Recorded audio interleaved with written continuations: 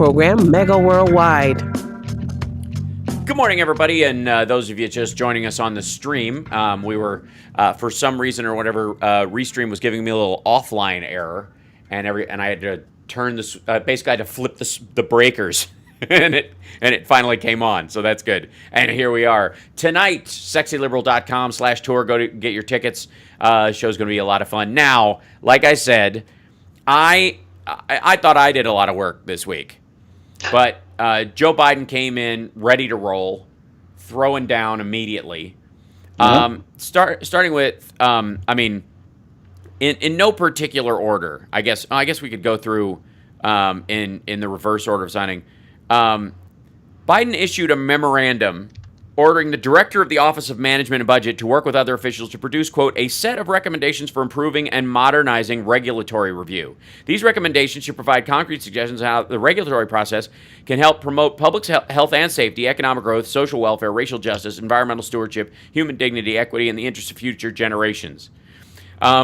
Including all those things. Did you notice that economic growth was in there with racial justice and equity? Like you can, it's not possible. Can actually, you don't have to pit those things. Those can't coexist.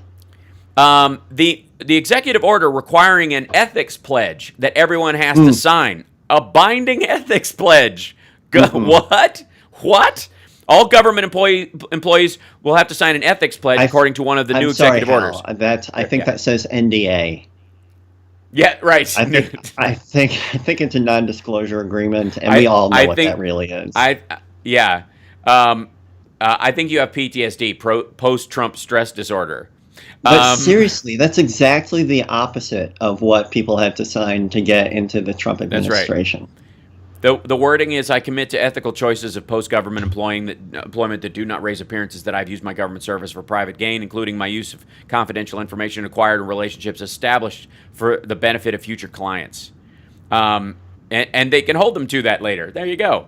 Executive order barring discrimination based on gender identity or sexual orientation. An executive order to promote racial equity.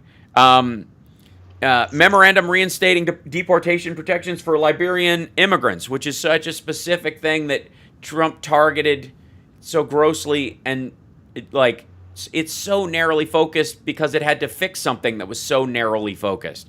An executive order to revoke Trump's strict immigration policies, and including a moratorium on deportations for 100 days. Executive order mandating undocumented immigrants be counted in the census. Executive order ending Trump's travel bans, a memorandum strengthening the deferred action for childhood arrivals, the DACA program, a proclamation cutting off funding for the border wall, executive order revoking, and this was the biggie, I think, for a lot of people. This is the biggie. I know what you're going to say. Permit for the Keystone Pipeline. That and stopping oil and pausing gas leasing in the Arctic Refuge. That and the Paris Accord. Yes, and rejoining the Paris Accord. And the executive order extending a pause on student loan payments through September. Executive order extending moratorium on evictions and foreclosures.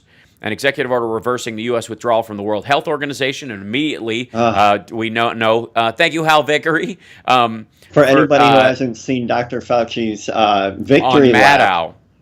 Oh man, it's amazing. Just everywhere, even like the press conference immediately following. Right. He always says, "I take no pleasure in criticizing the position of the presidency, but let me just say, this is a very different administration." Yeah, well, and it is simply by him being able to speak, and that in and of itself points to how deep and divisive the problem actually was. An executive order on mask wearing on federal property. And then an executive order establishing the position of a coordinator for the COVID-19 response. That was Jeff Zients will fill that role in a move Democrats and other Trump critics has said is long overdue. In coordinating a federal response. That was day one. Yep. Day two, directive to increase support for international pandemic response efforts. Executive order to create a coronavirus testing board for treatment, for expanding treatments and for guiding any new either vaccines or other treatments in coordination. Executive order to boost protections for workers in the workplace. Obviously putting his pro-union stamp on things right away. Executive order directing guidance to state and local governments on how to reopen schools, not forcing them to reopen, giving them guidance on how they should and the standards by which they should meet to keep everyone as safe as possible as they open schools, because as vaccines roll out, as the more susceptible in society are receiving the vaccine, schools will start to open. So don't just decide, oh, well, the vaccine's out there and start. Have a plan, a progressive plan that moves in stages. And that's what he's providing them with. Executive order to mitigate inequities caused or exacerbated by COVID-19. Executive order on ensuring strength of the national supply chain. Specifically, it also empowers them to take appropriate action using all available legal authorities, including the Defense Production Act, to fill any shortfalls that they find. Which is basically a tacit order for the use of the Defense Production Act for every element, whether it's PPE or creating syringes or production of the vaccine itself, or production perhaps even of pharmaceuticals that are used in treatments if the companies that make those pharmaceuticals cannot or will not produce enough of that, of said, fish tank cleaner. I'm kidding. That's not. There's no mention of drinking bleach or putting a light bulb up your bum. What about a nice bright light? No. Nope. No. Like trying to get the sun on your lungs. Using a potato peeler and a couple of friends with a rib spreader. Executive order to boost reliance on data in the administration's coronavirus response. All right, now they're just being rude. Executive order to bolster. That's exactly like what Dr. Fauci was talking about last night on Maddow. He had 35 of her 45 minutes all to himself. Yeah. And half of it was like, I wanted to talk to you for so long. I know. It was adorable. Executive order to bolster access to treatments for COVID-19. That's in line with the other one as well. Executive order mandating masks on various modes of transportation, meaning, any kind of like Amtrak or anything that gets federal subsidies to exist. Major U.S. airlines, because TSA is a part of that, and the government and how airports function. If you want to fly without a mask, you can always get you can charter a private jet just to be a jerk. So that in and of itself is, these are normal, normal behaviors that seem extraordinary because of the situation that we've been. Executive order establishing the coordination of, quote, benefit delivery teams. Biden signed an executive order on directing the formation of a network of benefit delivery teams that would work across state and federal agencies to expedite the delivery of federal aid during the coronavirus pandemic. The idea is that, that whole thing about America is not a shipping clerk? Well, not only are we now a shipping clerk, we're Amazon delivery. We're door delivery with the states. Trump. He was like, that's when he said it's up to the states. The states should have had their own, they should have had their own ventilators. They should have had their own stockpiles. Just abdicating everything about being the head of the federal government. If you don't want the job, don't take the job. And Biden clearly wants the new job, and wants to do it. Instead of just. There are people, I think, who come to the presidency through ego. And then there are also people who genuinely, and I think Carter was one of them actually, and I think people are recognizing that now, that come to it through an abiding sense of service or thinking that they can facilitate a much-needed change that has to exist. That they might be the conduit by which that change happens in a good way. Certainly Obama was that way. And the idea that everybody who takes or seeks the presidency is just simply a flat-out egomaniac, I think and it falls into the same zone that comedians fall into. The idea that all comedians are broken inside and need the reassurance of audiences to make themselves feel whole. Well, I and Jerry Seinfeld and a few others will tell you that no, some of us just recognize that comedy in and of itself has value to society. And you can provide a value for a service you're good at and make a living off of it. That's a career path. And that if you really do it well, that, the size of your audience and the reach is indicative of how well you're doing it. Basically, that's all it is, a recognition. Okay, I'm touching on something that makes a lot of people laugh, as opposed to a smaller segment of society. Neither are wrong, but they're part of it, and they're just indicators. So it's not that, look at this crowd tonight is about me. It's, look at this crowd tonight. I've got it. I think I'm on to something. And I think Biden, like Carter, and I think like Obama, is very much, unarguably, that kind of a human being. I have to agree. Yeah. So, executive order allowing workers to turn down work during the coronavirus. A lot of people who are getting unemployment, there's still that little checkbox that says, did you turn down any work? Well, yeah, because if I go in a crowd of people and I work in an industry, especially or an area where I normally work, but those people are not taking this seriously, I may die. I work at a meat packing plant. That's your living. And then, you're in a state like Montana or Wyoming or Arkansas, and there's a lot of bosses there taking bets on who dies from COVID. And your UI form says, did you turn down work? They offered to bring you in. Like, yeah, I turned down work so I don't die working temporarily. The ding-dongs in my band are still playing shows, and it drives me crazy. They're like, how do you feel about it now, Johnny? And I'm like, no, people are dying. Yeah, it's not, and it's getting worse because people are forgetting that it's as bad as it is. We got to take a break. We literally went through that whole segment, and we didn't even get through, but maybe half of it. Wow. Yeah, we'll be back right after this. It's the Hal Sparks radio program, Mega Worldwide, on WCPT Radio, Chicago's Progressive Talk, WCPT820.com.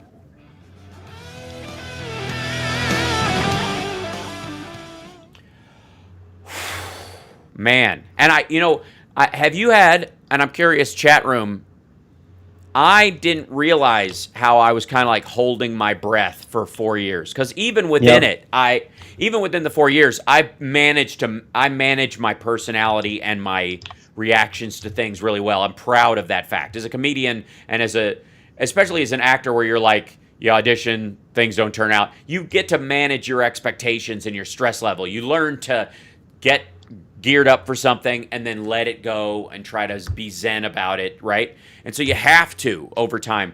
I swear to God, I've had a couple of deep breaths since last Wednesday. Well, there's this phenomenon called learned helplessness, where you get this negative stimuli enough to the point where it doesn't even register anymore. You're just like, well, there's nothing I can do about that. Yep. Yeah. But also the natural kind of like, just the oxytocin and the stress chemicals going through your system at all times, and then it goes. Thank you, Webb.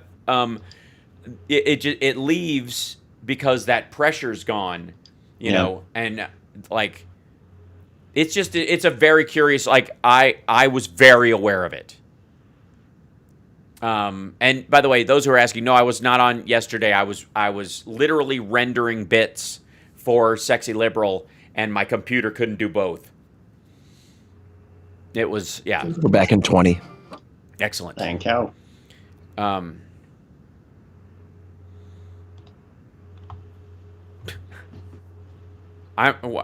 and why isn't I don't understand. Oh boy, are those Nerd Halen glasses? No, because they don't have tape on them. These were ones that I bought for. This is Doris Davenport, host of the Doris Davenport Show. All local, all the time. Now let's get back to Hal Sparks' radio program, Mega Worldwide. Now I realize some of you that maybe during the break who regularly listen, who are leaning on the side of the red side of the spectrum, may not believe me with all these executive orders and the stories, because at no point did Joe Biden come out and brag about every single one of them as if they were reinventing the wheel and no one had ever been able to do these things. And many people had tried, but he was the first one. And he was told by a lot of very important, powerful people in very powerful and beautiful ways that he was powerful and beautiful for having done these things. I don't know how we're ever going to get our news if that if John Barron isn't there to tell us himself in person how great Harvey Dent is. So, and the reason I bring that up is because Biden signed an executive order easing delivery of direct stimulus payments. He's asking the Treasury Department to implicate a series of actions to expand and improve delivery of economic impact payments, including setting up an online portal Americans can use to claim their checks. Meaning you could go on there, instead of having to go simply by when you filed for your taxes, because a lot of people who didn't file or don't make enough money for a refund anyways and skip filing because they're just scrambling by, aren't getting stimulus checks, and they're the people who need it the most. It is one of the single things that created the eviction crisis in the first place. Yeah. Yeah. The reason I also was like, the stunning difference, it's shocking, is he signed an executive order assisting veterans with debt. On Friday, he asked the Veterans Affairs Department to mull a pause on federal collections on overpayments and debts from about 2 million veterans. Meaning that, some vets had gotten extra benefits, and the government goes, "Oh, we gave you too much money, and we got to make you repay it." He's going, well, maybe they have to repay it at some point, but they sure as heck don't have to now, because we may end up being in this situation where they are no longer overpaid.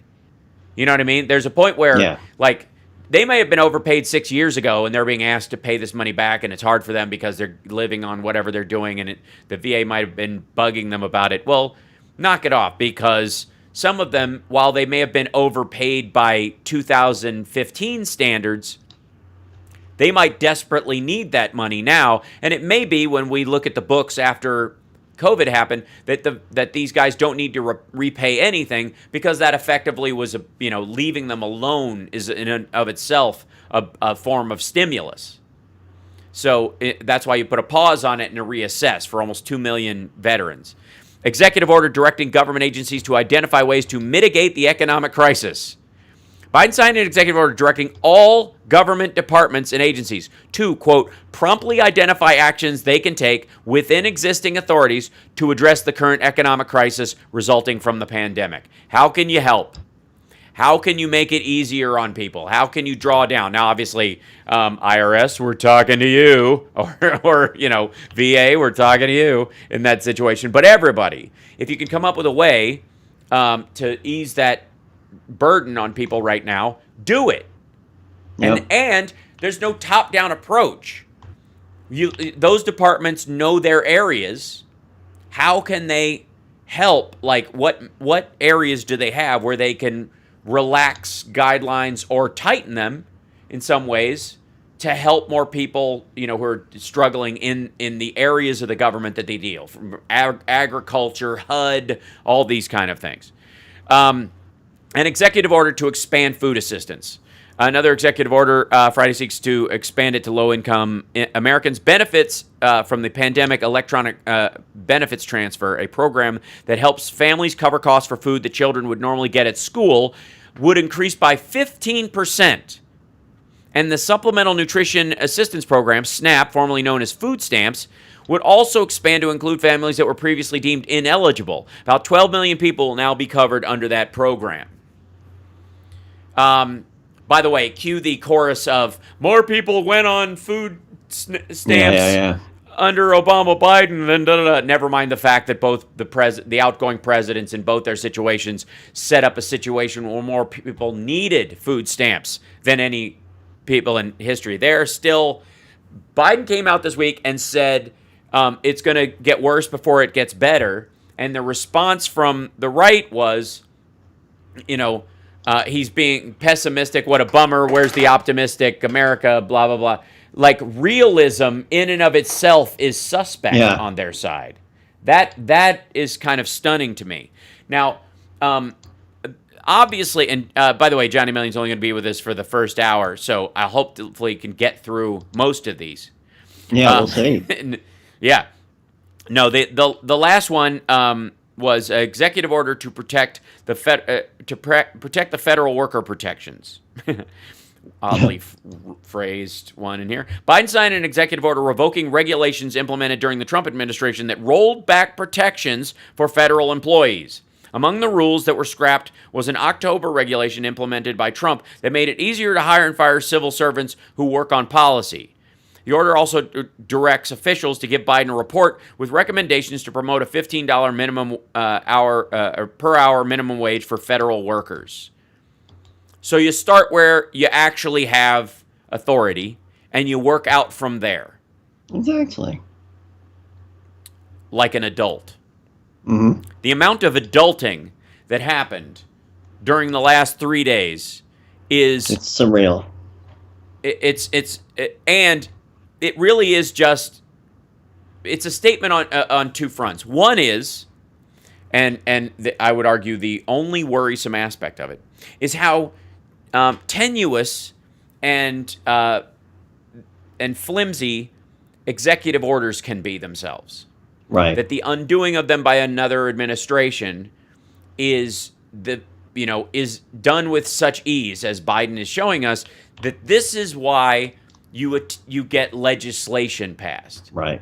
And it's got to be legislation that is either reaches a consensus enough where if anybody on the other side attacks it in its, in the next administration, it can withstand those attacks, which the ACA ultimately is. You will see over the next 2 years a shoring up of the ACA and a way to replace the individual mandate with something else or another version of it, that's done in support of, the law itself to keep it flush so that people with pre-existing conditions can actually count on their coverage staying instead of just lip service to that effect.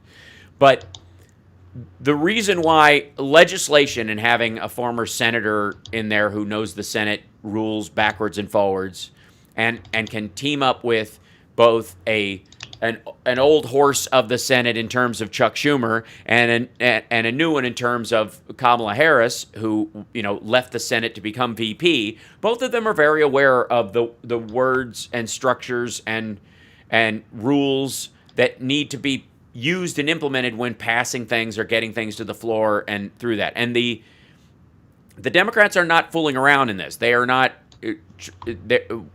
without going straight inverted Trumpism, they are asserting control that they have with a verbal humility that honors the institution, but without any illusions that they would see the other side coming. And I think the quote from Chuck Schumer, I don't know if you've heard that, where McConnell requested language in the leadership agreement, in the new one that they're building for the Senate, which they do every time, that they put in new language that protects the filibuster. Oh, okay. For the term of the Senate. And it would sort of assess or attempt to guarantee. Thank you, Narui. I think I'm pronouncing that right in the chat. In terms of this, McConnell wants them to guarantee that they're basically not going to scrap the filibuster and put it in the rules so that they can't. Wording to protect it. And this was Chuck Schumer's response. The same agreement the last time. That is precedent. Hold on. Let me interrupt. We have offered to abide by the same agreement the last time there was a 50-50 Senate. What's fair is fair. That is precedent. We could organize the Senate today if both sides agreed to abide by the same rules as last time. The Republican leader, however, has made an extraneous demand that would place additional constraints on the majority. Whoops. Sorry. Constraints that have never been in place before. In fact, his proposal would remove a tool that the Republican leader himself used twice in just the last Congress to accelerate the confirmation of Republican nominees. Leader McConnell's proposal is unacceptable and it won't be accepted. And the Republican leader knew that when he first proposed it. Only 2 days ago, Mr. President, we celebrated the inauguration of a new president and the turning over of a new leaf.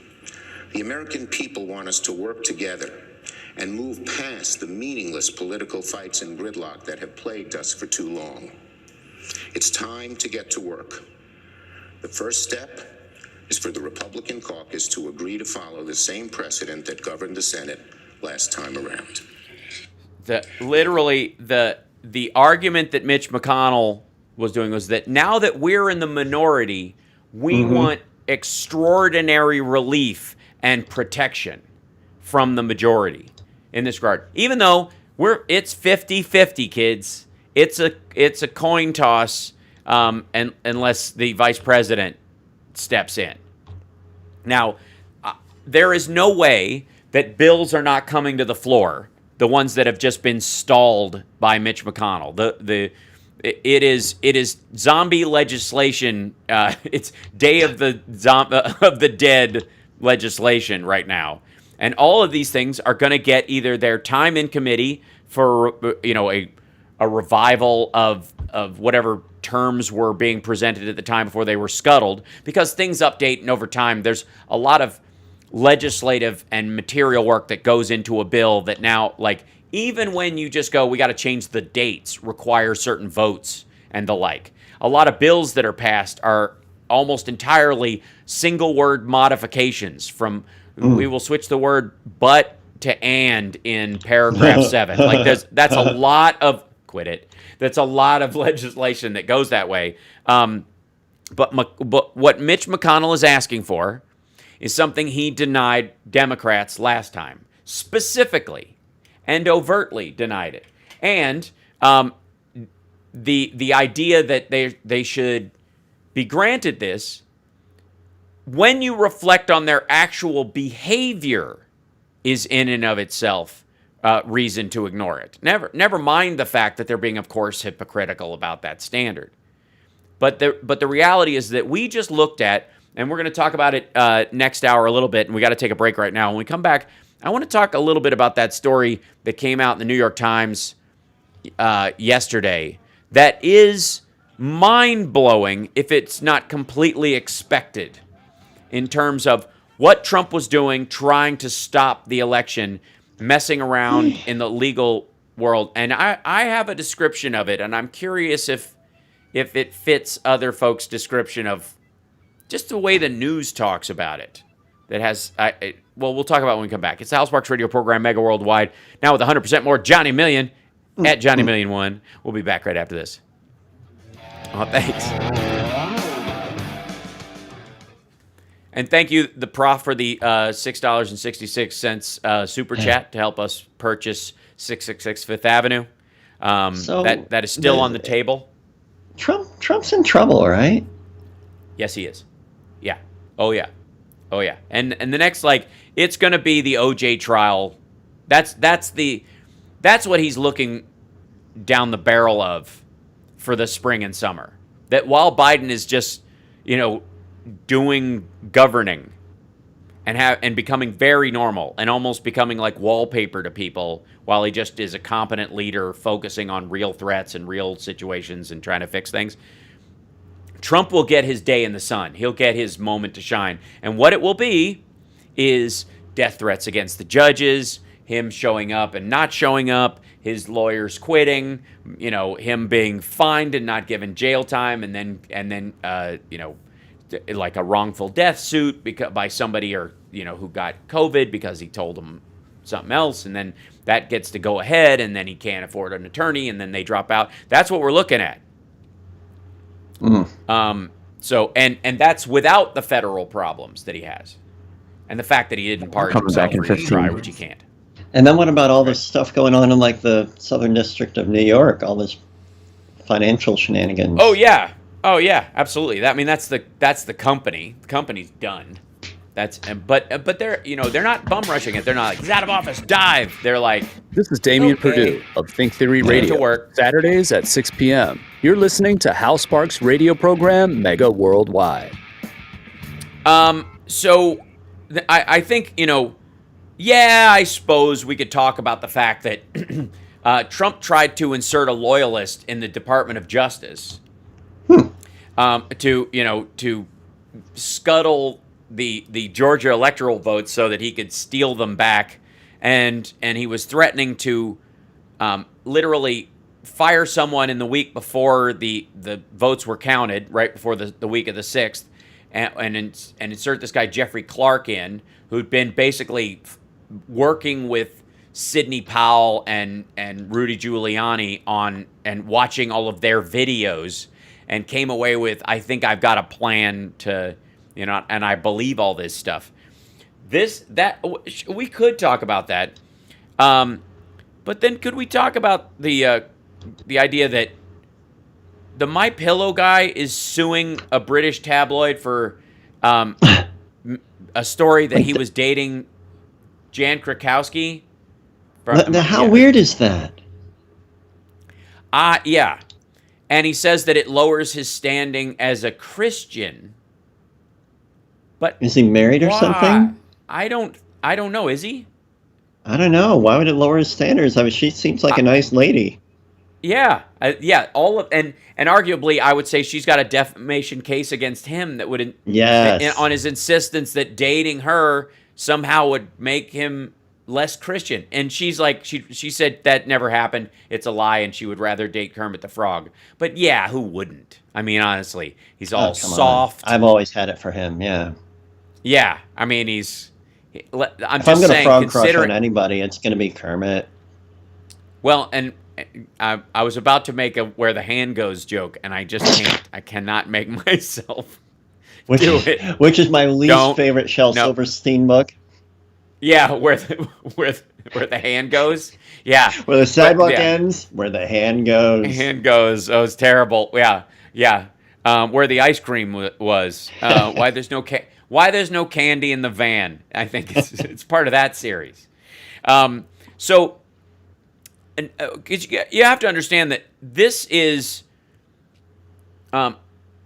That guy, by the way, Jeffrey Clark, the Justice Department attorney who was working to do this, and that he was going to replace Rosen with at the DOJ to try and force through this idea. And it's the same week he was calling the Georgia Secretary of State and trying to talk him, that recorded conversation, talk him into finding him. Guys, I need to find 11,000 votes. That whole conversation. This all happened in the week before.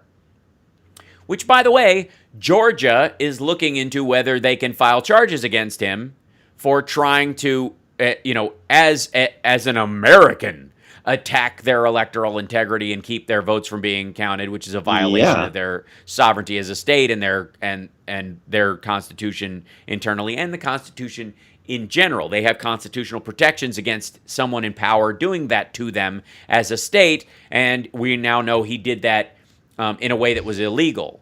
So this case, the Jeffrey Clark part of it, is now a part of the investigation in Georgia that has to do with the phone call that he made to Raffensperger.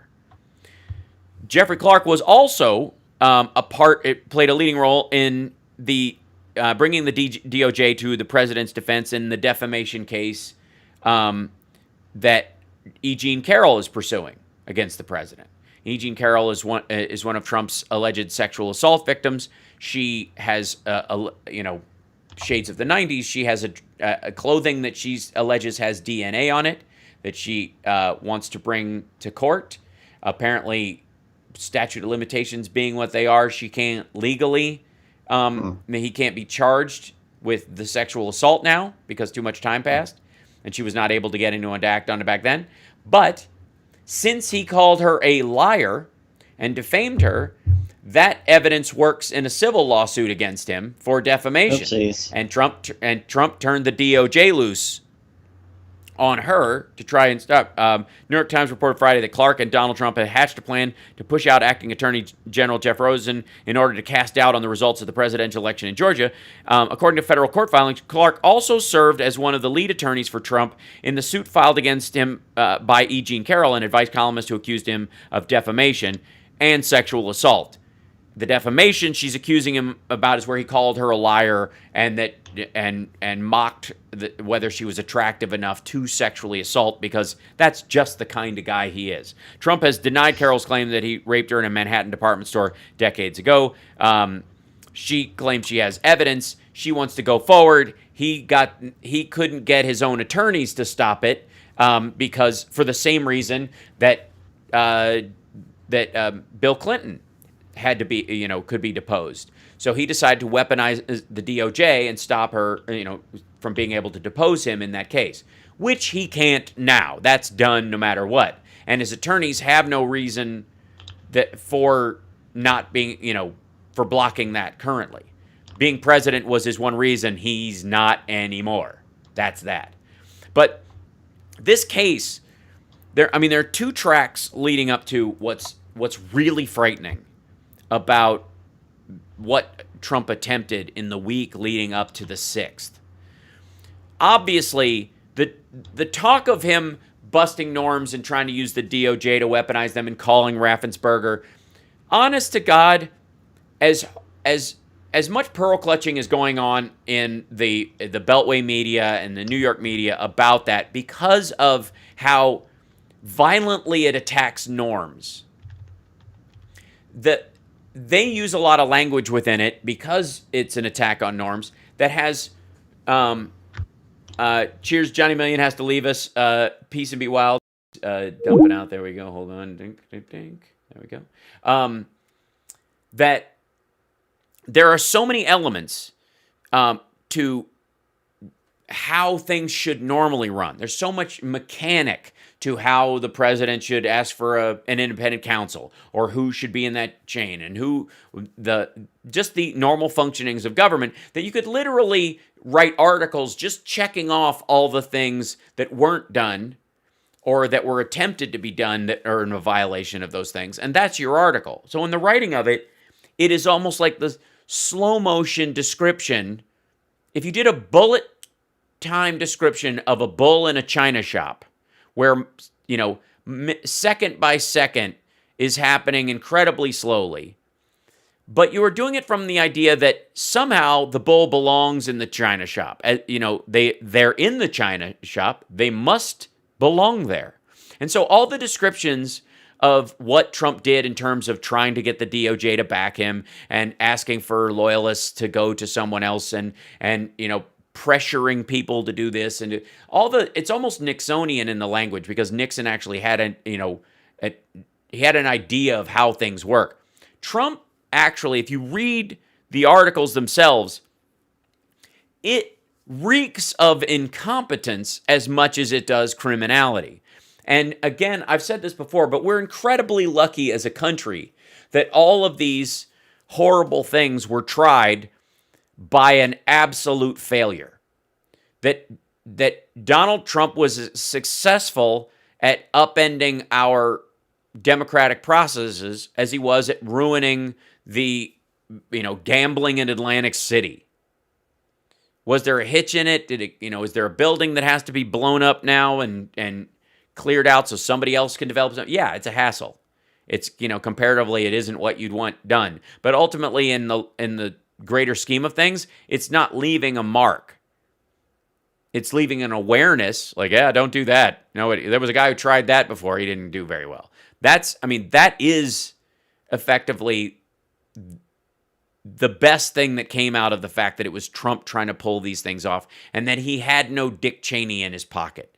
One of the worst things about the George W. Bush presidency and the horrors of black sites and torture and all that stuff was that as much as George W. Bush could have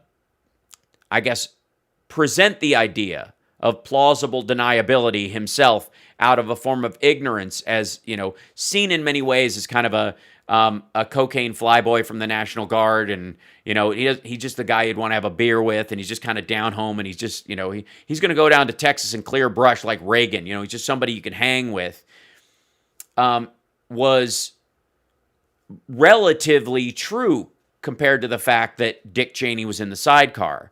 And Dick Cheney was absolutely functioning as a puppet master in all these circumstances. He had a goal within the government, both of personal enrichment with his no bid contracts for Halliburton, and also his absolutely violent attitude towards the war on terror and the control of Middle Eastern oil and how to weaponize 9/11 for both financial and political benefit for him and his party.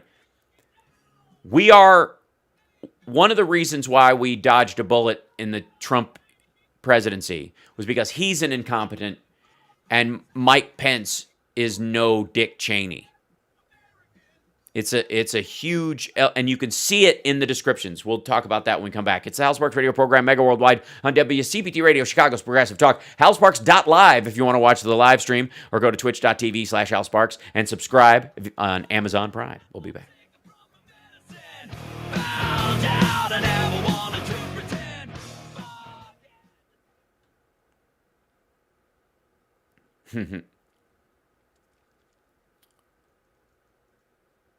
I wouldn't give Pence that much credit. Hal and Jason. Oh, nice, Jamie. I'm glad you saw that. Ta-da. Hi, Julie. No, he isn't. And you're an awful person. And please go away. Thanks. Thanks very much.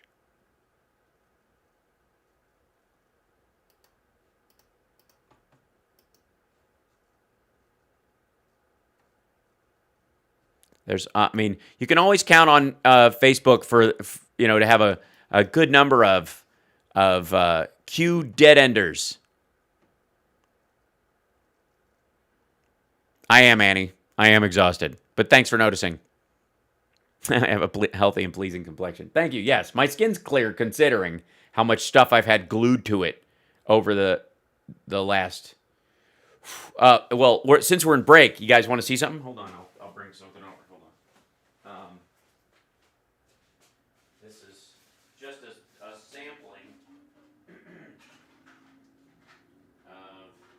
What else can I bring? Well, I'll just the amount of just random. This is how much I worked. This is how much I worked for you guys. I ate 2 McDonald's filet of fishes for this one. Do you know how horrifying that is? By the way, that was the only thing I could eat when I used to eat at McDonald's, and there you go. So the number of crazy things that I have just sitting around. just this, a single insurrectionist beard. That's what. That's all. Literally, yes. We're called Fish Delights. Look at you. This, all the dudes who are at the Capitol, who all look like I've been in a cabin for this whole time. We got our the hair on that thing is horrifying.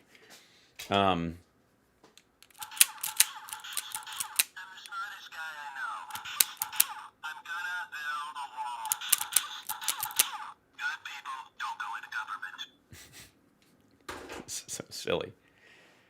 So it has been, the beard is hilarious. I had to get a mix of beards that I could just put on with a strap to get it faster, because I literally just could not take gluing beards on my face anymore. I was it was nuts. But it's been fun, and there's some solid stuff coming your way. I'm very proud of it. There's a Space Force skit. There's which you got to be patient with some of my bits because it takes a little while. I've been watching a lot of Python lately. Thanks Bob and I'm like, some stuff's just got to cook, baby. You can't just jump right in there and start swinging. It's got to sit with you for a little bit. And some of them, definitely did. Ludicrous speed. Thank you, Norman. Poof. Do the rest of the show with a beard on? Not on your life. Because as I talk, the hair comes loose from it. It's just terrible. These things are just awful. My honest to God, my like office where I shoot this is insane. The bathroom down here is just covered in hair because I had to trim so many wigs to try and make what I needed. It was just, and then I ultimately, even on Jesse the Body Ventura makes an appearance, and I got a riffraff wig to try and use that, and it just didn't work. It was too small for my head. Oh, God. It's a Brazilian bikini. Exactly. So I feel good about these. I hope they got them all in. That's the problem, is the timing of it. They've got to put my pieces in. Beards equal freedom. Yeah. Man. Oh, good point. I'll bring up Larry King in the top of this. So, bit of hi, Weston Submarine. How are you? Yeah, it's his anniversary. Terry passed a year ago, or over a year ago. Is it? Has it been 2 years? God. Daily podcast available anywhere. Video uses a ton of data on long trips. Yes, I do. Coming back in 20. Thank you. Of the daily. Oh, of the daily one. No. Is there well, you can technically, if, Can't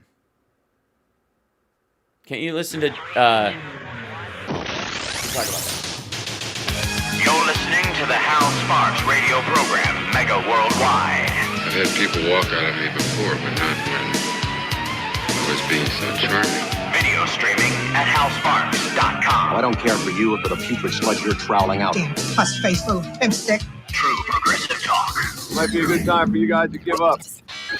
Welcome back. Well, anybody who thought that there was going to be any less news over the next few months simply because, we're out of the orange darkness, the cave of sorrow and Cheeto skin. I don't know, the tiny claws clawing at us to try and pull us back in are sorely mistaken. There is plenty of news happening, and a lot of it is, thankfully, functional government getting on with things. But we are in the middle of an actual pandemic. We are at a spike that is incredibly dangerous currently. There are other strains that people are talking about from South Africa and from the UK that are more virulent, possibly more dangerous to younger people, that are spread faster.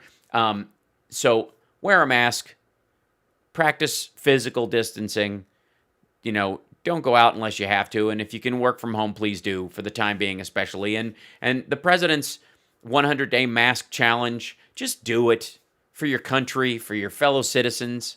You could still be yourself at home. No, you don't have to wear it in your car on the way. You don't have to wear it, once you get out of the store, as you're walking to the car from the in the parking lot, you can take it off. Breathe the fresh air. It's okay. As long as you're distanced from other strangers, you can do that. See how it works? This isn't about, all the people who are like, it's a violation of my freedom that I have to wear a mask during this, are the same people who, do you go jogging in a hurricane? Do you really? It's my right to jog. I jog every morning, rain or shine, just because it's a lot of rain, right? It's dangerous. Treat it like the real threat it is. Be an adult. It's all we ask. The story, obviously, that is going around about the DOJ is it would be, under normal circumstances, would be the most shocking story out there now. And in and of itself, like a lot of stories around this, would eat up all the bandwidth in a normal universe.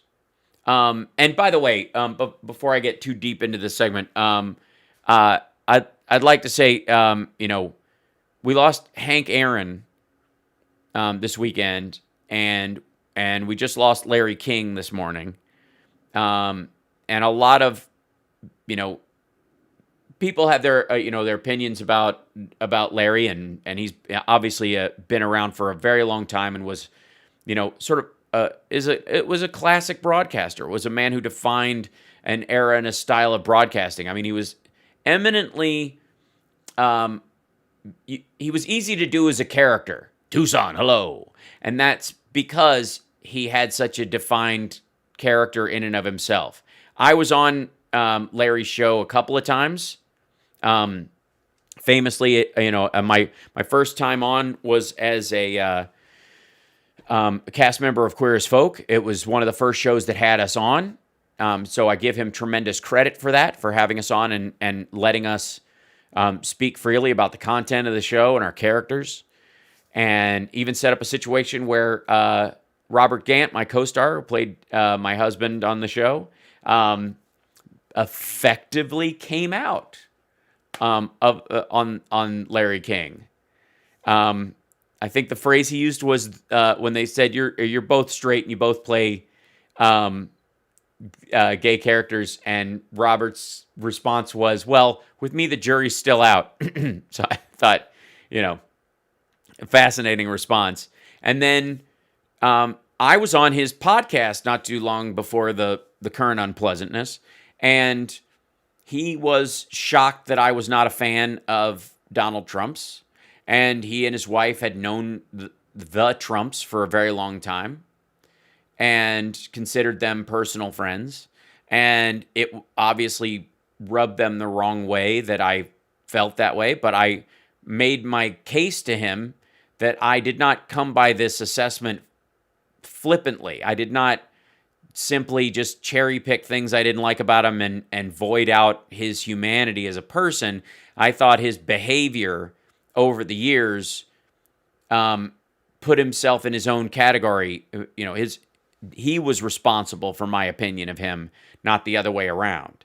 And there are people in this world who carve out a place for themselves of disdain, not based on someone's jealousy of their richness. I do not have those feelings about Bezos and Steve Jobs and other people who are, or Bill Gates, or people who are abjectly rich who've gotten themselves there. Or even, for that matter, people who were born rich and continued to do so.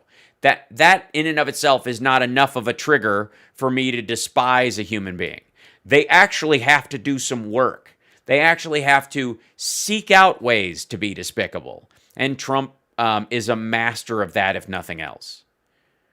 Al Vickery says in the chat, he built his chain link by link like Jacob Marley in Christmas Carol. So I had that conversation with Larry King, and I did not move in it simply because I have respect for Larry King and that they're personal friends. I stated my piece to him, and he and I were able to have a genuinely nice conversation, and I did not have to carry that disdain for Donald Trump over onto Larry King because they had known him and he had a different perspective. So it is possible. We can disagree about people and actions taken by those people, and still understand that person that I was talking to, in the case of Larry, and quite frankly his wife, because they were both sort of defending the Trump side of the argument, that I could speak with both of them and walk away without having sort of any internal disdain for them, and knowing that they were coming from a point of view of honesty. They honestly felt the way they did, and it might have been that my perspective was new to them about the person, or that they're that limitation. But it was a fascinating experience for me. It stuck with me as being part of the how people can have diametrically opposed ideas and behaviors and not be defined by either one, because the same man who was defending Donald Trump with me also was one of the first to have my cast of Queer as Folk on to promote and present the show in a long form. So that it is as a complete human that Larry King lived and died, is what I'm saying. And that is true of all of us. We die with the scars on our immune system that have occurred in our lives. We die warts and all. And so it is a, when a broadcasting legend like him passes, the way you get to become a legend in these times is because many people have many opinions about you.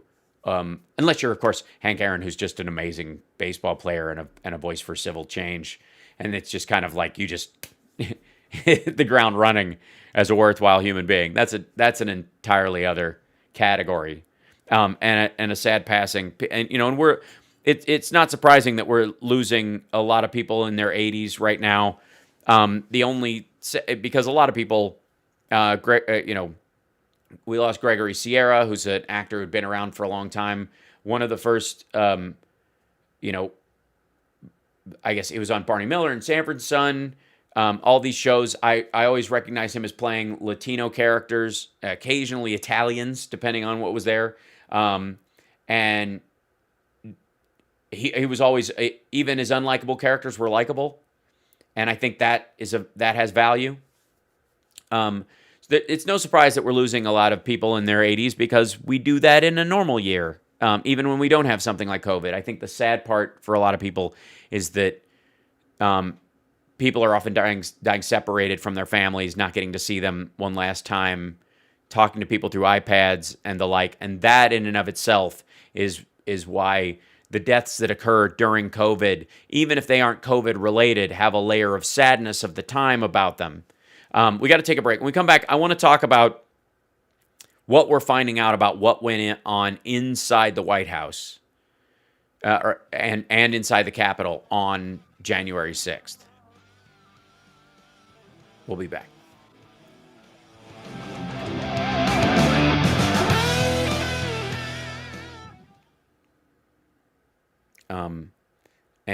Thanks.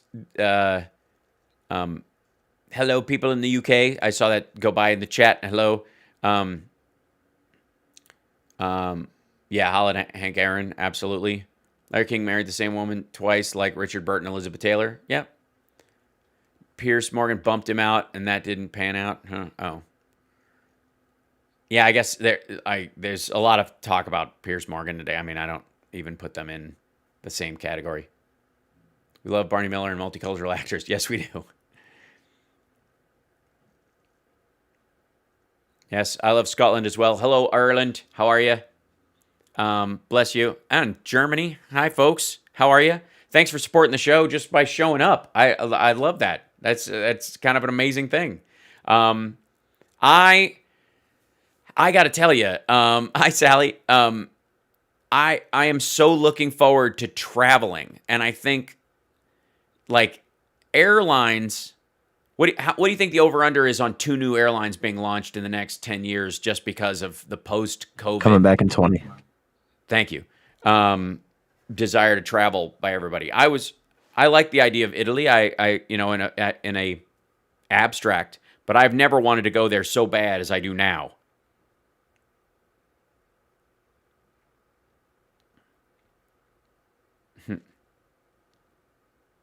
Coming back. This is Tom Hartman, and you're listening to the Hal Sparks radio program, Mega Worldwide on Chicago's Progressive Talk, WCPT.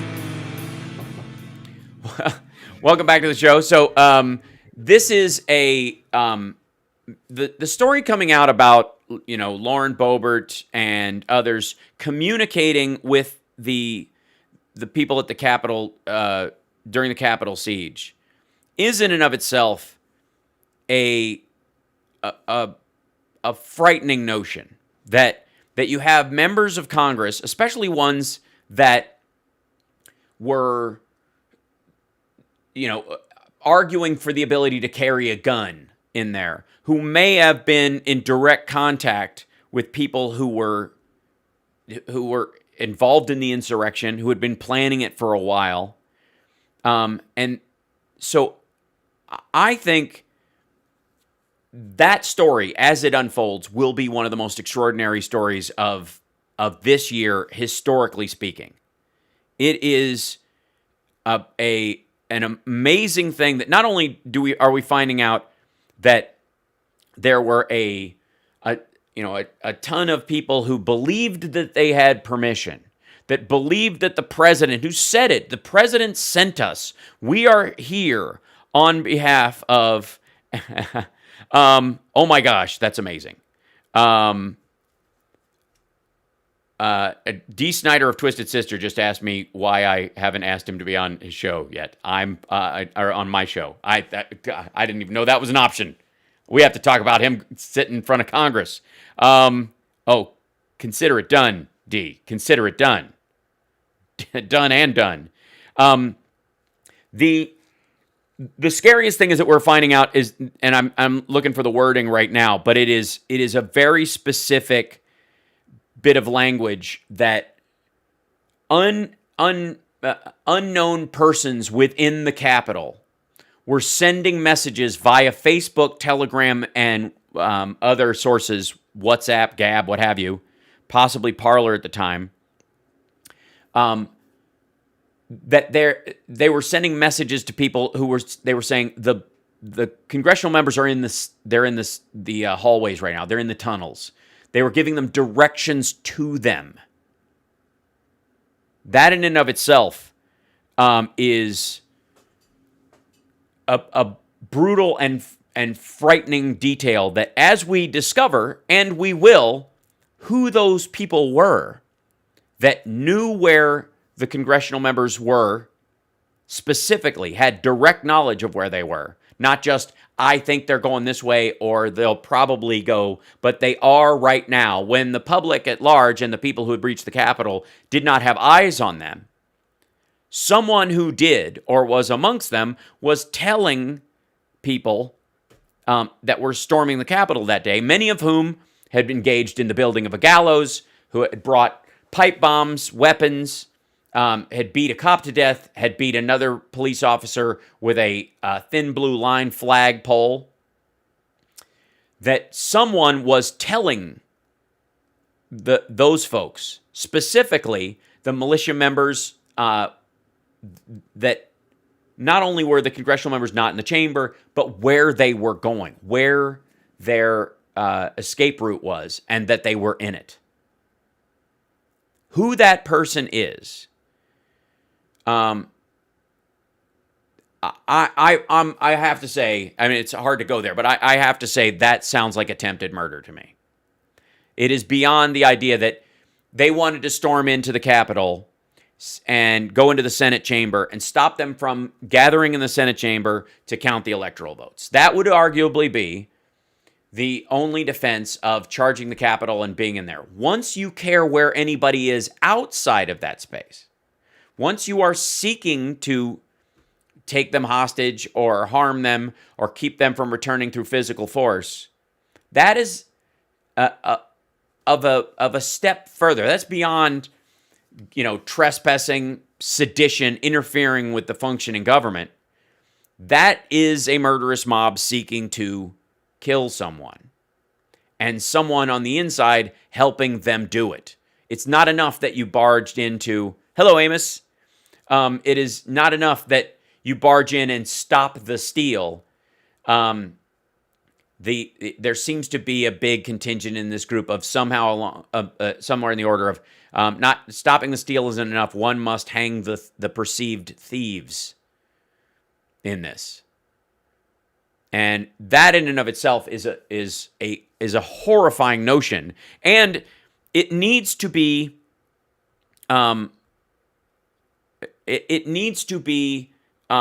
investigated and not be allowed to just kind of slip through as, wasn't that awful? Wasn't that, wasn't that, remember when that horrible thing happened on the 6th? We can't let that happen again. Well, those folks are still planning to carry that out. Those folks still want to carry that out. There are people currently being arrested not because they were at the insurrection on the 6th. They're being arrested because of things they are saying about how the 6th didn't go far enough and how they plan on doing it.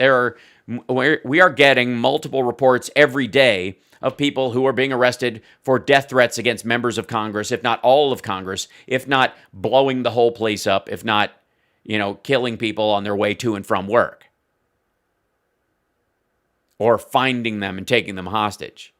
That's even beyond the groups that came there. And I have to say, I make a few jokes about the seditionists tonight, on tonight's Sexy Liberal show, as we must, because that's how we deal with things. Thank you, Brian. Hello.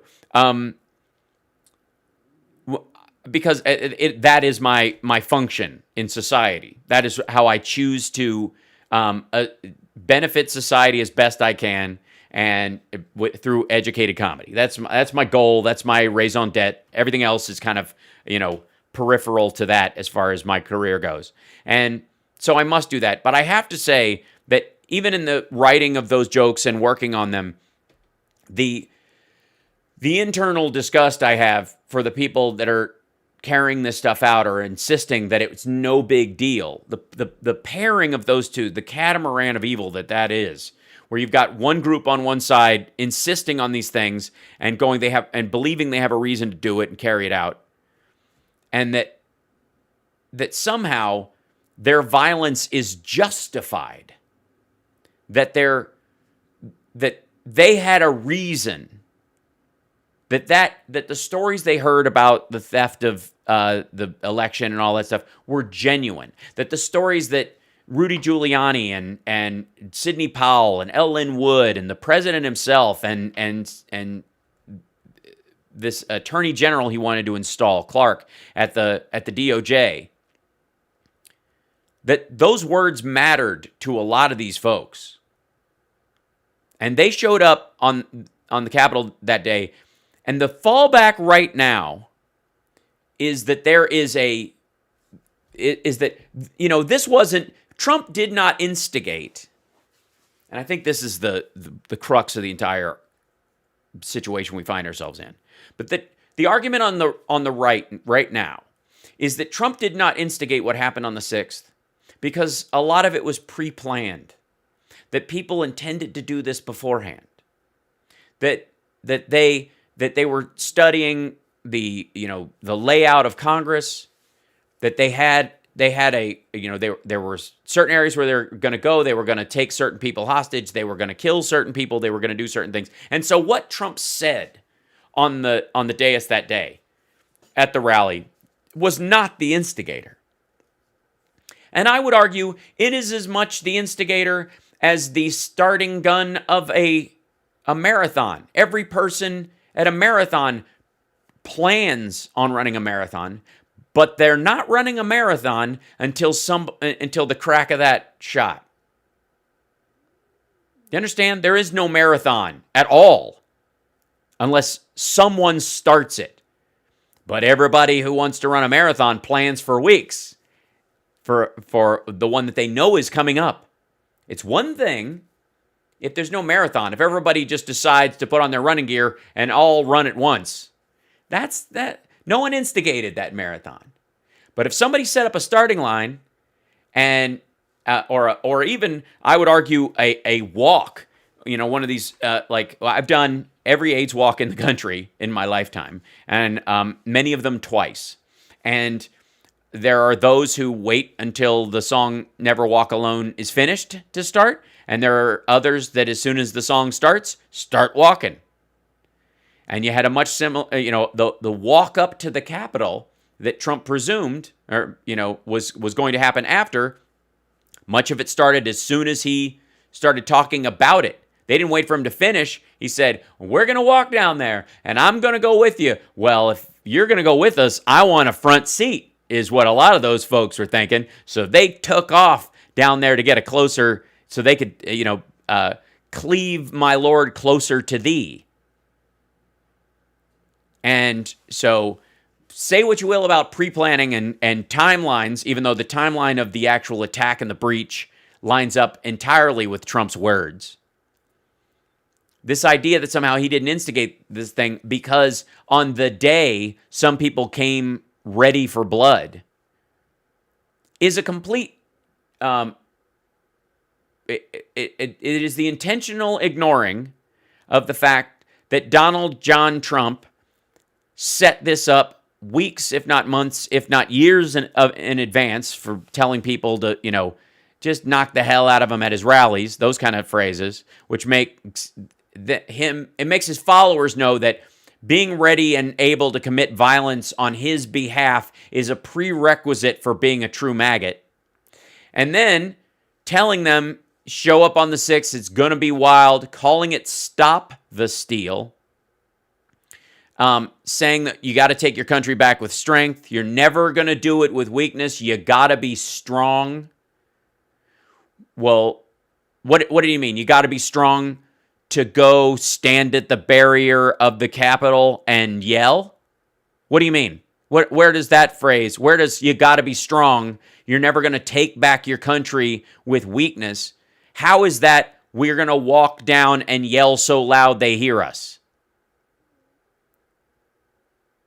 And just using the word peacefully to try and buy your way out of it when you had been, ginning this up for weeks is an absurdity. Now, a lot of these folks, and we got to take a break. When we come back, right now, there are demonstrations going on in Russia about the arrest of Alexei Navalny, and it is an interesting fact of life currently that both Trump and Putin are having what is going to be, I think, the beginnings of a very bad year. We'll be back.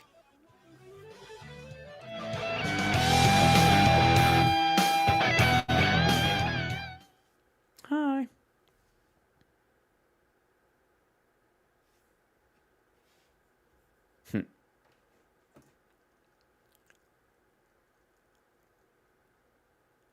Let's see.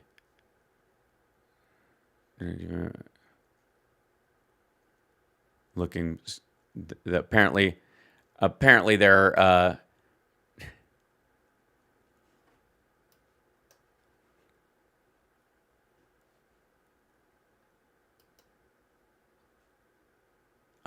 if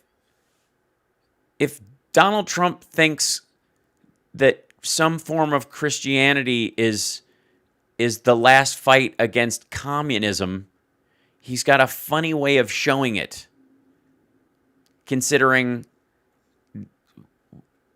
we made direct payments that they don't have to pay back using tariff money to farmers, according to him. It's not how it worked out, but that's how he presented it.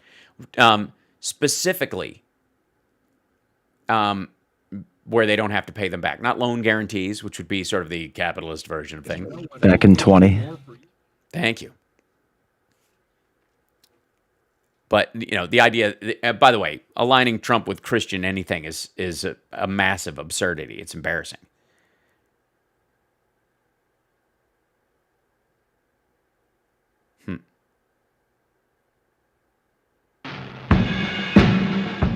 I'm Dick Kay from Back on the Beat, and here is the mega worldwide radio program with Hal Sparks.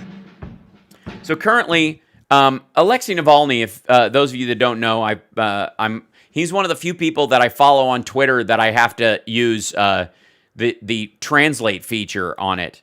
But he is a leader of the sort of Russian resistance against Vladimir Putin, who has become increasingly isolated due to his own fear of catching COVID and allegedly him having Parkinson's, although reports about Russian leaders' illnesses is intrinsically difficult to pace with reality, simply because we never know if nearly anything coming out of Russia is legit as far as their information, especially when, in the States, we're mostly relying on Sputnik and RT, which are, obviously an arm of the not beyond even the Russian administration, the Russian military in a lot of ways. So this, everyone was concerned that Navalny, after being poisoned, sprayed with a chemical dye that turned his skin green, all these horrible things that have been done, the man showed a level of bravery that is extraordinary in modern times, in that he got on a plane after he survived being poisoned directly by Putin's FSB, essentially. Got on a plane and flew back, and they took him in. They diverted his plane and then just took him into custody, and now he's in prison. And there are huge, massive support protests for Alexei Navalny, and those kind. I mean, I want to contrast what we saw at, in terms of the march to get Alexei Navalny out of jail for simply being an opposition leader, and the people in Russia and what they are in danger of experiencing person to person, as far as political violence, physical violence from cops there, being hunted down by their own version of, by the FSB after the fact, for simply wanting that person let out of jail. And then contrast that with the maggots and Trumpsters who literally wanted to stop the normal functions of our government, not to get Trump out of jail because he's some sort of political president, political prisoner, who they still see as president, but someone who lost the election but doesn't want to give up the power. The distinct difference between what those people are standing up for and what the maggots stood up for could not be more stark. And it is amazing right now to see the number of Russian citizens standing up to Vladimir Putin and wanting to help Alexei Navalny, get out of jail. That aligns it much more with what you see as sort of the Women's March and other marches that started at the beginning of Trump's presidency, when they recognized that this was a reality they had to deal with. So the idea that these folks, what they're doing right now, I think deserve our utmost respect as Americans, and I think a lot of us are very concerned about the repercussions afterwards.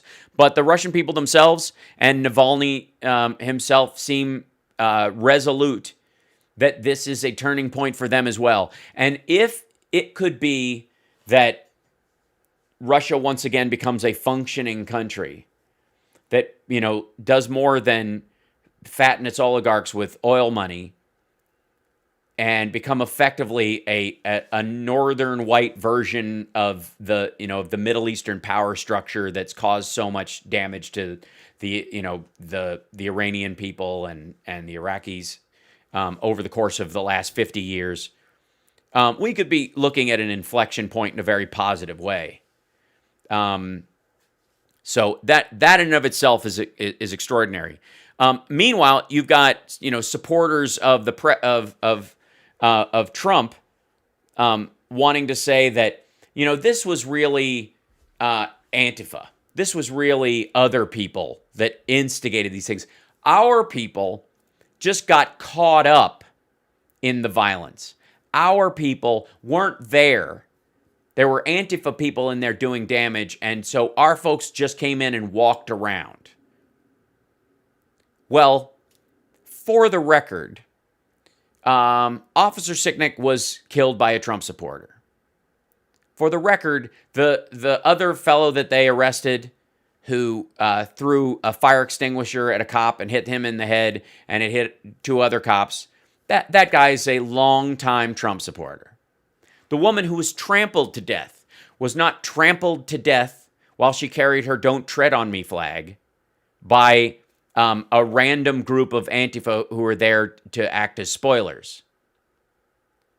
She was trampled to death by the mass of Trump supporters who backed up those people. The idea that somehow there's a defense in some of those people were Antifa, but we just followed them into battle is an abdication of any kind of moral argument so as to be sickening.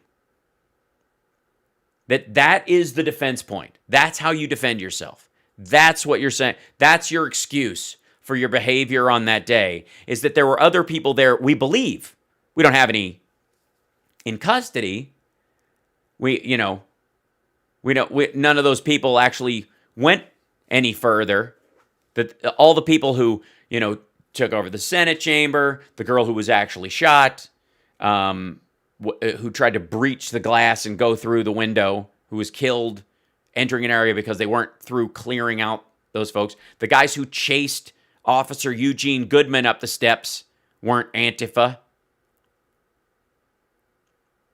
That level of abdication of morality and honesty and responsibility is embarrassing in and of itself. And how much of it have we heard over the last couple of weeks that it would have worked out if only Republicans had been stronger, that they're just too weak, that they're weak and they can't get it together. This is what you're hearing from Glenn Beck. This is what you're hearing from Rudy Giuliani. This is what Trump is allegedly griping about at Mar-a-Lago at this very moment as he predicts eventually he's going to come up with the Patriot Party.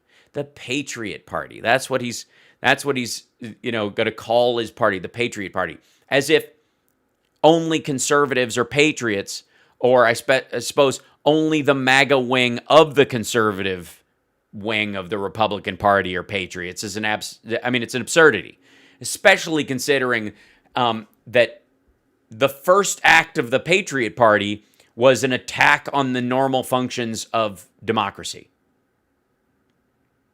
The least patriotic thing you can do is attacking our functioning democracy.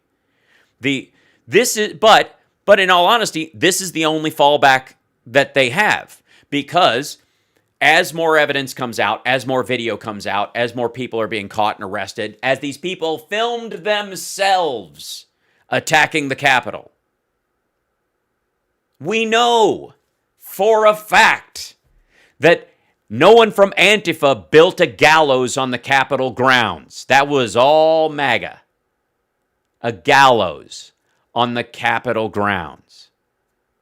We know that the people who brought arms with them were MAGA. We know for a fact who those people were as they get arrested. We also know who they came with. That they weren't accidentally one. Sure, this guy had, zip ties and a plan to shoot Mike Pence in the head on the floor of the Capitol as a warning to the others. Sure, he had 5 years of MAGA posts because he'd been a Trump fan even before he was elected. He jumped right in. This was his dude. We know him, but he was brought there. His getaway driver was Antifa and his friend was Antifa. Like, the absurdity of this argument is so as to be embarrassing. It is ridiculous. And I look forward to the launch of the Patriot Party. I have no doubt that the 4 logos that they have presented will be immediately trademarked by someone else, just like the original Space Force logo. And they'll end up having to, use the Pepe the Frog meme. Probably already making flags with that on it anyways. But if your argument from the Republican side is our people, Trump supporters, conservatives, stormed the Capitol not because of our own intrinsic desire to stop the steal, which is what you said, not because the president said we've got to take back our country with strength. No, we did it because, well, some other people were already smashing the windows and beating up cops, so we thought, just go in. Let's just go for it. The idea that you could get caught up in an insurrection is hardly an argument for your patriotism, one would say. The fact that you would even use the phrase revolution, that the folks that, the right-wing journalists that were in there taking photos and of course, photos of things that they shared with the entire world, and didn't redact any of the stuff that they were seeing in case it might show personal information and endanger lives or national secrets. All that accidental, the world's dumbest spy stuff aside, they came in there calling themselves patriots and revolutionaries. Well, a revolution, as much as that word gets bandied about, and I think, in many ways the word revolution in America has come to be, sort of the 6-minute abs of democracy, as I've said, that, it's a way of getting what you want quickly instead of actually doing the work over time. It's now a placeholder word for that. Revolution in and of itself is turning the functioning of government, the meaning of government, the power structure of government on its head, often reversing it, if not restructuring it from scratch. I mean, you even had people in there going, while we're in here, we might as well start a government. Let's sign some stuff. Right? So if anybody is looking for a pass because they believe, because somebody told them that there were Antifa guys, and you could tell them because they had their MAGA hats on backwards, that was the real source of the violence. Even though we know the Trump supporters filmed themselves committing acts of violence. Multiple acts of violence. Filmed it themselves. Had their friends film them while they were doing it. Shared them on Parler, which they thought was private. And it turns out that not only... Here's your... the Republican Patriot movement in a nutshell. Parler, the website that was built on a WordPress backing that used a free trial version of its login software because they didn't want to pay for anything.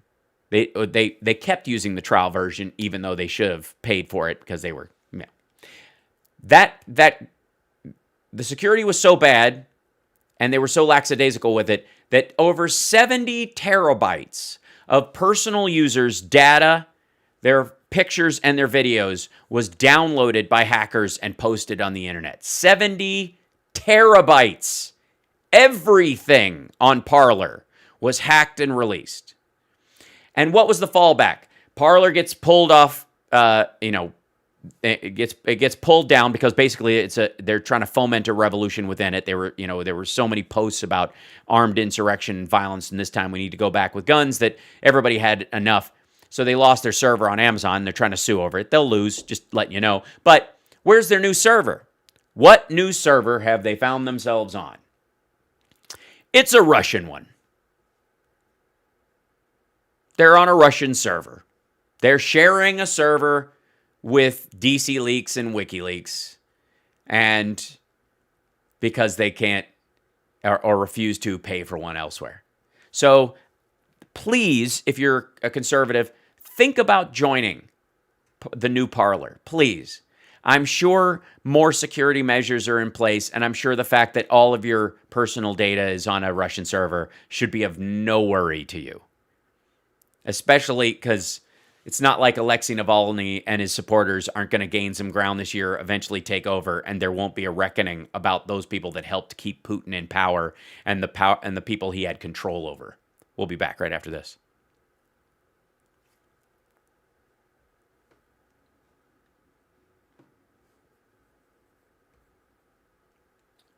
I believe we will. I think we'll take a break.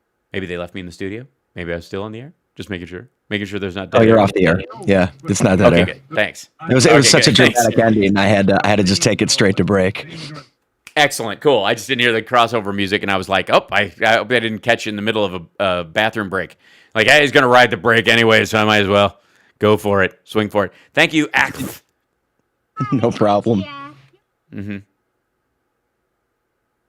Yeah, the Act says the founder of Parler lives in Henderson, Nevada, right out here in Vegas, and he married a Russian national. There's a lot of that.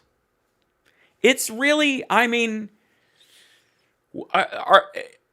please let Alexei Navalny take over Russia just so they can go through the files and release all the files on, Putin's plan to, honeypot rich and powerful people and programmers and the like by sending them Russian wives. Yeah. Thank you, Shadowski. And by the way, thank you guys. If I missed any of the super chats while I've been yammering the whole time, And thanks for following Old Man Reverend and T-Brock. Thank you for resubscribing. Yeah, if you're on Twitch, you have to resubscribe every month. It's not automatic or whatever. And so thank you for resubscribing. If you're an Amazon Prime member, you can, of course, subscribe for free just using your Amazon Prime account on Twitch. And that helps pay for the show and it doesn't cost you anything. So that's helpful. Back in 15. Excellent.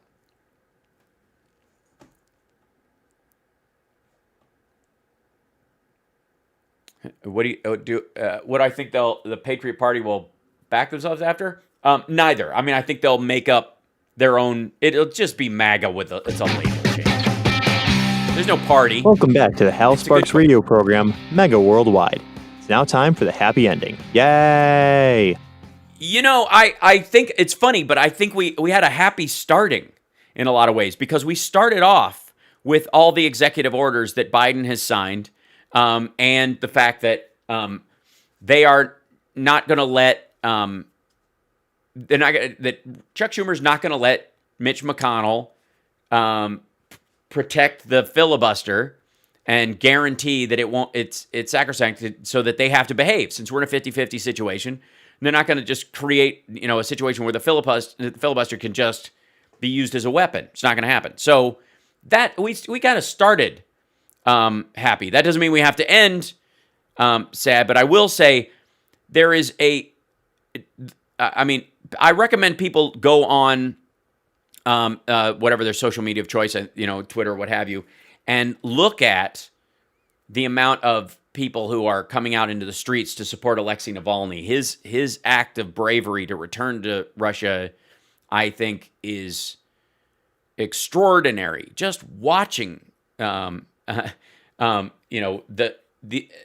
do that, people were like, this is a mistake. But then watching how inspiring it was for all those people, and the fact that they're out in the streets means that there are movements on this earth, where that prove that time eventually brings about more, positive change and social justice. And political justice. It just it may ebb and flow, but there are times when people recognize after Trump and as Putin's control over Russia is clearly winding down, that since there's no direct line in their situation, there is no successor to Putin waiting in the wings that has the grip in the same way that was Trump's problem. There is no natural successor. As much as Josh Hawley and Ted Cruz are trying, they're going to fail miserably at scrounging up a small portion of the MAGA crowd that Trump managed to BS into thinking that he was a billionaire all this time or that he was a Christian all this time. All that faux religiosity and faux wealth, that gold-leafed cross that he would, drag around. There's really no one around that can jump in and fill that void that his folks are going to buy, mainly because he insisted on it being all in. That the we conversation on him, it's not me, it's we, only happened when he was being attacked and never when he had success. They're not attacking me, they're attacking all of us. But see what I did here? It's not because anybody else did it. Only I could do this thing. That in and of itself is indicative of the problem that they're going to have replacing Trump in the MAGA world. And the Patriot Party, as much as people talk about it, and somebody brought this up in the chat room, and like, what's the Patriot Party going to be modeled after? It's not going to be modeled after anything. It is simply going to be the MAGA movement with another label slapped on it. It will not be a functional political party. It will fall apart, with a lot of backbiting and infighting. It will not accomplish anything. It will be, I take that back. It will accomplish one key goal if it does actually even come out, other than just as a way to sell hats. The Patriot Party will sap votes away from the Republican Party, but not enough to actually gain any power. It'll be like the Sedition Caucus meets the Tea Partyists. and they just argue in a parking lot. It'll draw votes away from the Republicans, make it harder and harder for them to do the regular order of business, and increasingly make it, I think, obvious to the average American that the Republican Party has not been about the act of governing for decades. I mean, I would argue that you trace it back to Ronald Reagan saying, the scariest 9 words are "I'm from the government and I'm here to help you." That whole idea that, that first of all, that the American people would feel that about their government is sad and pathetic, and doesn't mean you have the government do less things. It means you might have a competency problem, and since you're in office, that's your job to fix it. It's not that people should go, "Oh God, the government's coming." They should go, "Oh good, they're doing their job. Cool. We don't need them all the time, but when we do need them, they're there." That's, that a lot of aspects of government are, in case of emergency, break glass in that regard, and you want competency there. But when you have a Republican Party running on the idea that government can't do anything right, that no matter what, the government always fails, it will never do things as good as business, so I am leaving, and then this is their pitch for you to vote for them. So I am leaving the world of private industry and seeking public office. Please elect me to office so that I can prove to you that government can't do anything right. And that is effectively how they govern. And the whole idea that that was presented by the Republicans, that you need to have a government that's small. You need a small government. We're small government. Small, obviously, small enough to try and fit inside a woman's womb and tell her what to do. Obviously, that's the small we're talking about. But small in terms of, I think the phrase was small enough to drown in a bathtub, while running as the National Security Party. And let me be abundantly clear. As civil society grows, and as warfare becomes more asymmetrical, economic, and digital, and those digital and economic impacts have real-life impacts on the health and physical well-being of the average American and the average members of most countries, it will become sneakier and more dangerous. And so having a government you can drown in a bathtub, that there is no way a government that size can deal with the economic warfare and the cyber warfare that is coming our way over the next few decades. You don't need bloated bureaucracy, but you also don't need a skeletal government dealing with the roided out threat of Russian cyber attacks.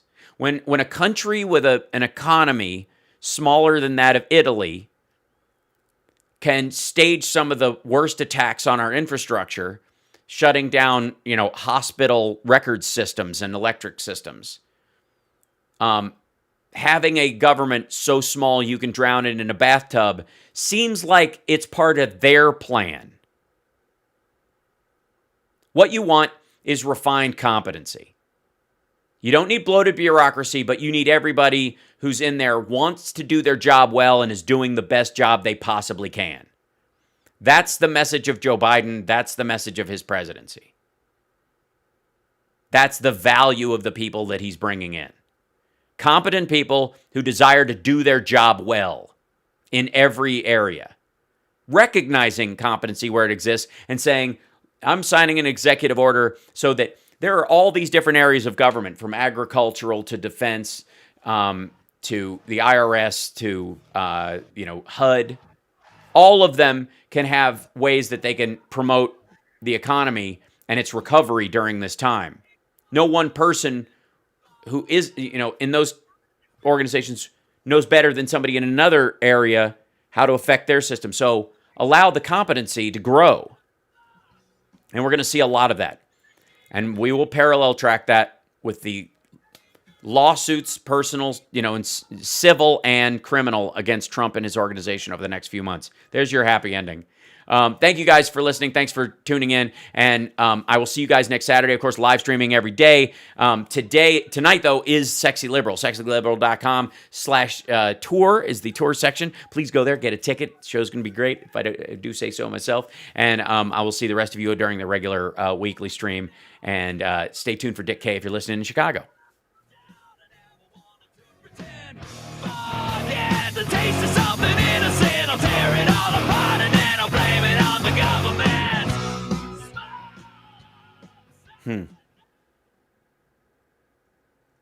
I don't know. Amy, was she bounced?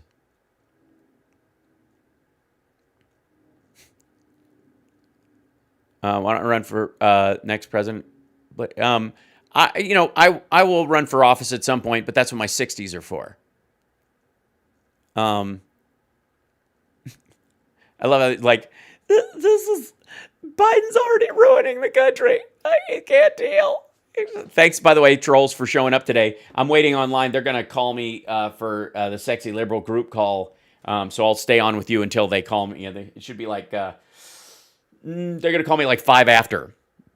All right, Hal, I'll see you next week, okay? Thank you so much. Yeah, be well. All right, signing off Chicago. There we go. And hi. I think we're alone now. I think I should run for Senate. That Ashley and I should both run for Senate. We'll both be, yeah. It's not a bad idea. Yeah, thanks again to the trolls for showing up. I understand you have fewer and fewer places to go, so I'm glad you're here and boosting our numbers.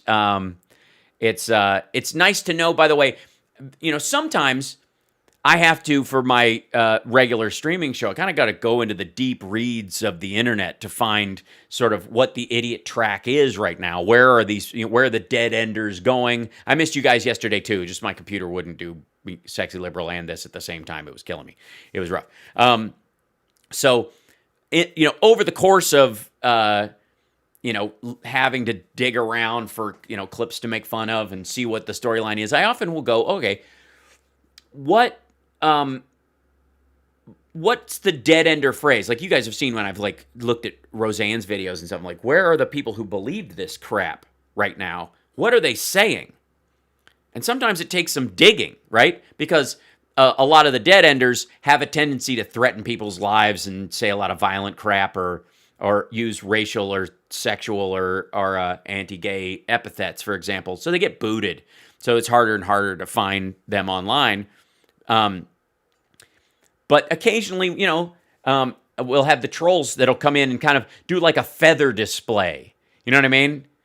It's like a moron peacock. They just come in and go, "Here's all the stupid shit I believe," and they just wave it and dip it and wave it and dip it, and you're like, "Oh, okay, all right, now I know what their argument is right now." And yeah, it's as dumb as I thought. Yeah, they're still trying. There's still, points for that. You watch, man. It's March. He's going to be president. Trump's going to be president in March. And Biden's already destroying the country by allowing veterans to put off debt payments just like school loan and student loan payments. I can't.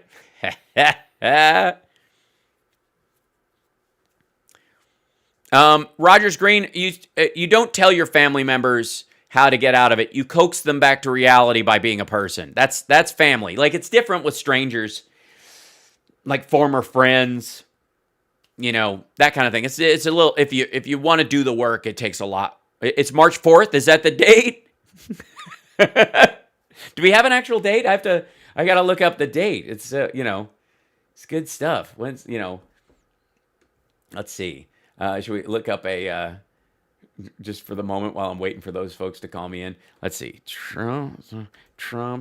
Nope, that's the wrong one. The wrong. Yeah, there we go. QAnon. Whoops. Trump March. 2 days ago. This is, yeah, here it is. It's gone from trust the plan to question the narrative. Dude, if you questioned the narrative, you wouldn't be wearing that shirt. Question the narrative. Literally following complete fiction. Question the narrative. Tiffany, an Oklahoma mother of two who runs an online children's boutique, had expected more arrests. A believer in QAnon, the sprawling set of false conspiracy theories that alleges former President Donald Trump is at war with a world-shaping cabal of child trafficking Satanists. She said she was shocked when Inauguration Day came and went without any of the mass military roundups of Trump's enemies that Q, the movement's prophet, had promised all along.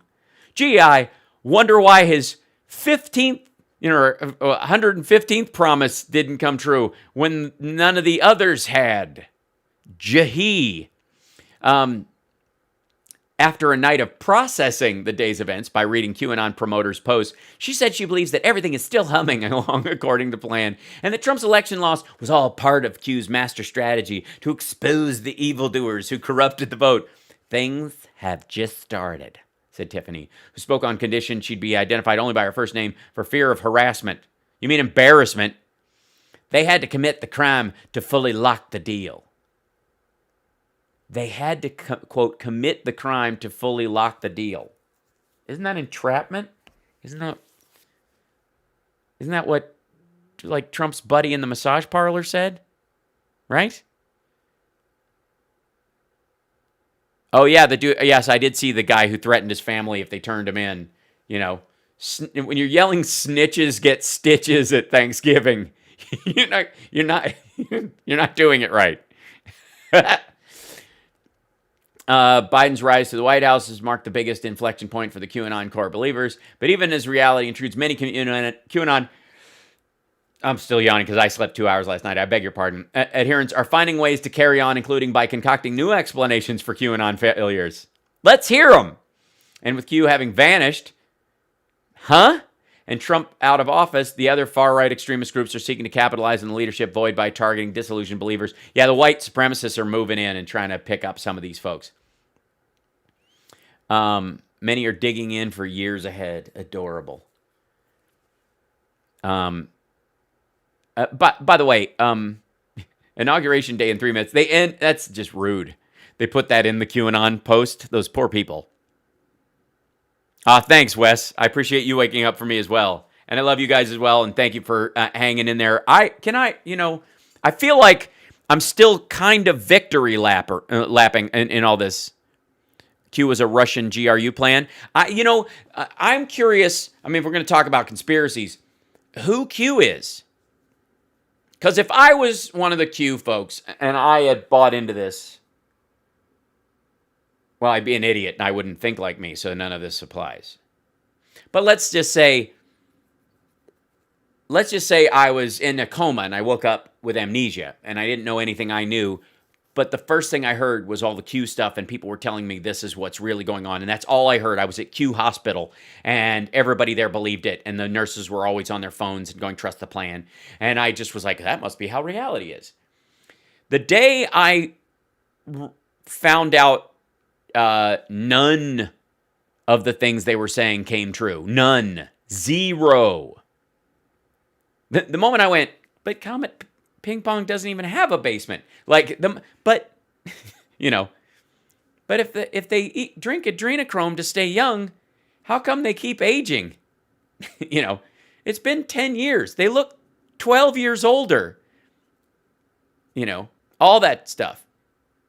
Yeah. Yes, I'm not. I have a hard time funneling my brain through how they think because I am not, in effect, stupid. And I mean that. I mean stupid in terms of willfully ignorant in those terms. And so all the Q folks, like the minute this really failed, the minute they swore Biden in on his family Bible. Gorilla in the Mist, thank you so much. Thank you. Yes, thank you it's for the new United States. For the new union, thank you, a union supporter. Q is Randy Quaid. Q is Tony Robbins. No, if Tony Robbins was him, they'd be a lot more fit. Roger Stone is Q. No, because he kept posting while Roger was in jail. And he didn't have access to social media. Then Q's Roseanne. No. He's. Yeah, that was the. I was like, and I thought my Bible was gigantic. You know what I mean? Like, this thing's massive. But the one the one the Bidens had, I'm pretty sure it belonged to Indiana Jones. It's the one that had the picture of the Ark of the Covenant in it. It has buckles on it. That is some straight up Mayflower shit. When you're both your hat and your Bible both had buckles. I'm of course kidding. They weren't on the Mayflower. The Irish came over as indentured servants. Q is Dan Quayle. Oh my God. I don't know. Q wouldn't be that dumb. It's not Steve Bannon. It's definitely not Steve Bannon. Yeah. Oh, well, la-di-da. Yours is bigger than mine. Do I have a cult? I one day, if all else fails, I like my whole like cult brochure that you find, like, join us, come to our pineapple farm. No one commits suicide. You don't have to cut your balls off.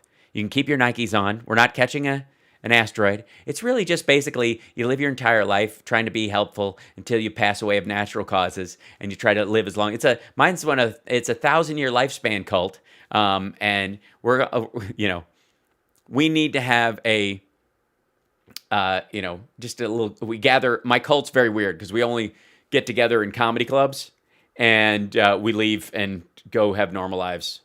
It's an interesting cult, but the whole, like, the pamphlet's like one page, and it's just me on the front going, "It's a living."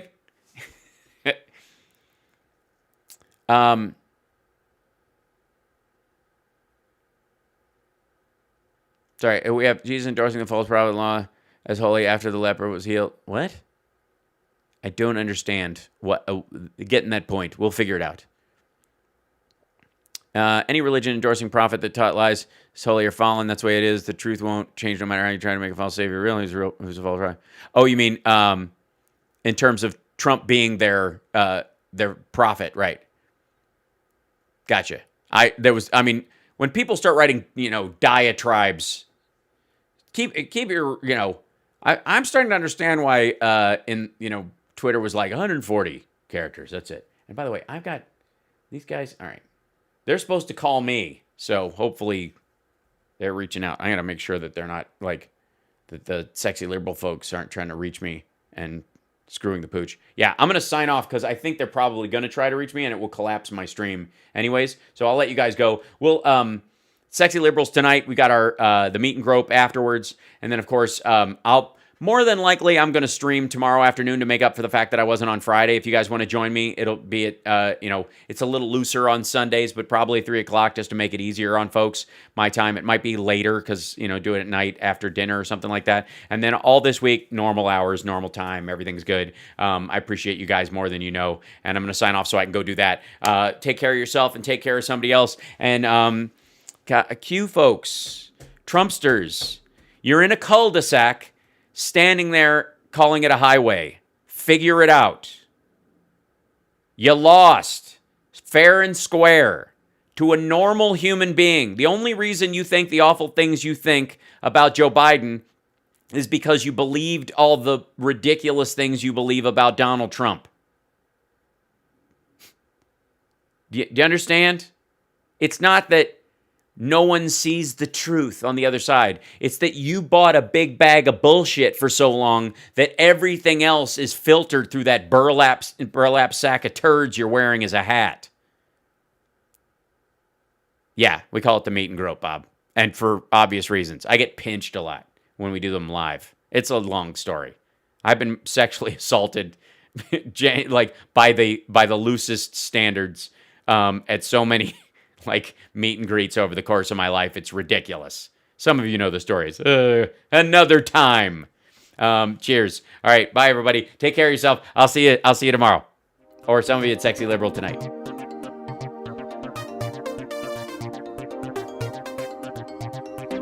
Oh, there it is. Put a jacket on and the whole schmear. Great.